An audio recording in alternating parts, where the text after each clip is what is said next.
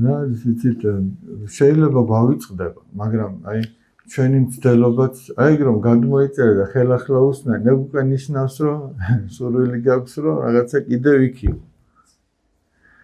მაგრამ არის ერთი ესეთი შემთხვევაც მოხდა წმინდა მამათა ცხოვრებიდან, ერთ-ერთი მონასტრის ცხოვრებიდან, რომ ის თავის საქმეს მაინც აკეთებს.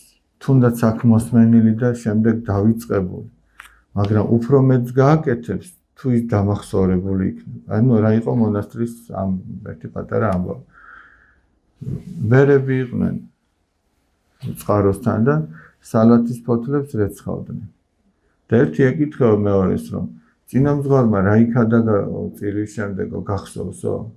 და არა, არ მახსოვსო და აბა რა აზრი ქონდაო რომ მოусმინეო შენში თუ არ დასჭაო ეს სიტყვაო და ასე უბნაო რომ აი ხო ხედავ ამ სალათის ფოთლებს რო რეცხავთო და ზედო წყალი ხო არ რჩებაო მაგრამ ის ხო თავის საქმეს აკეთებს ხო გაასუფთავაო ეს სალათის ფოთლები კი ესეც არის ესეც მადლია რომ ისმე ის უკალოდ მაინც არ ჩაივლის მაგრამ სხვა არის კიდევ რომ ეს უშუალოდ იმ მომენტში მაგრამ სხვა არის კიდევ რომ ადამიანში რჩება ეს სიტყვა ადამიანი ცდილობს ამ სიტყვის მიხედვით იცხოვროს ესეც თავისებური ეტაპები აი მაგალითად ადამიანი რაღაცას მოისმენს და ვერ გაიგო რომ მოისმენს უკვე სიკეთეა მაგრამ რომ გაიგო ხო უფრო დიდი სიკეთე იქნებოდა შეიძლება ადამიანმა იმ მომენტში გაიგოს და ეს უკვე მადლია მაგრამ შემდეგ დაავიწყდეს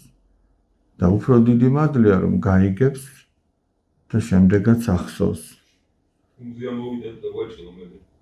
ხო და ეგ არის, მაგას სჭირდება წვალება. ერთიანად არ ხდება. დღეს არ გამოგივიდა, ხვალაც ეცადა, ზეგაც ეცადა. ბოლომდე უნდა ეცადა. შეიძლება 10 ჯერ დაგაჭკნოს, მაგრამ მე-11-ად მაინც უნდა ეცადა. თუ ხელებს ჩაიქნა, ყურებს ჩამოყრი ადამიანი. მაშინ არ გამოვა. მაგრამ თუ შეუპოვარი იქნები, თუნდაც დამარცხების, მრავალგზის დამარცხების შემთხვევაში, გახსოვთ აი ერთ კაცს რომ სახედარი ჩაუვარდა ჭაში, ხო გახსოვთ ეგ ამბავი?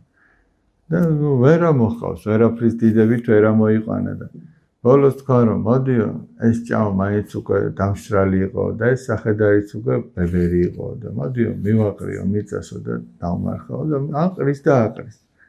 სადაც უკვე უნდა დაიმარხოს და ამოხდა ეს სახედარი ჭიდან. თურმე რას აკეთებს? ბელტები რაც ზურგზე ეცემა, გადაიყრის, ფეხი დგება, დგებნის და ერთი ნაბიჯით კიდევ უფრო მაღლდება. განსასწრელი რომ მოდის, თუ ჩვენ ასე დავხვდით, რომ ის განსასწრელი გამოვიყენეთ სწორად, ის დაცემა სწორად გამოვიყენეთ, რომ ამაღლდეთ კიდე, თუნდაც 1 მილიმეტრით. ეგ ნიშნავს, რომ ჩვენ სწორად მივდივართ. მაგრამ იქ რომ იმ სახედარს ხელი ჩაექნია, აჰა, პატრონმაც მიმატოვა. ნახე რას აკეთებს. თავი დაეხარა, დაწოვლილიყო, ის მართლაც დაიმარხებოდა. მაგრამ რო არ შეეპოვა და იბრძოლა, ის გადარჩა. თუნდაც იმ პირობებში, სადაც არავინ არ ელოდებოდა იმის გადარჩენას. ზოგჯერ შეიძლება არსაიდან არ ჩანს პასუხი. ეხლა კაცმა რო თქვას, ამ პატრონს უფრო არ უნდა მოფიქრებოდა ეგეთი რამე. მაგრამ იმან აჯობა. შეიძლება ზოგჯერ რაღაცა ისეთი მოგივიდეს თავში, რომ გამოგადგეს ბრძოლის ველზე. მაგრამ მაშინ, როდესაც ესე იგი ეს ადამიანი იქნება შეუპოვარი.